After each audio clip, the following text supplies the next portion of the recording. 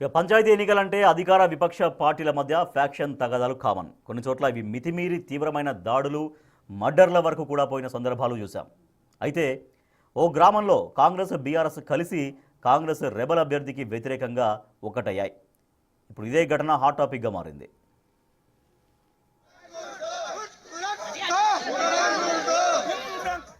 బల్మూరు మండలం రామోజీపల్లి గ్రామ సర్పంచ్ అభ్యర్థి అవకాశం ఎస్టీ రిజర్వ్డ్ కేటాయించారు. కాంగ్రెస్ నుంచి వాలువాయి బాలమ్మను సర్పంచ్ అభ్యర్థిగా బరిలో నిలబెట్టారు.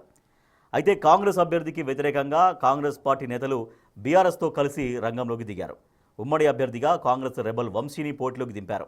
దీంతో ఆ గ్రామంలో పొలిటికల్ సీన్ ఒక్కసారిగా మారిపోయింది. కాంగ్రెస్ బీఆర్ఎస్ పార్టీలు రెండూ కలిసి గ్రామంలో పెద్ద ఎత్తున వంశీని గెలిపించాలి అంటూ ప్రచారం నిర్వహిస్తున్నారు. ప్రచారంలో కాంగ్రెస్ బీఆర్ఎస్ నాయకులు పాల్గొనడం చూసి గ్రామస్తులంతా ఆశ్చర్యపోతున్నారు. నా పేరు కొడావత్ వంశీ. రామాజపల్లి నుంచి కాంగ్రెస్ పార్టీ అభ్యర్థిగా పోటీ చేస్తున్నా.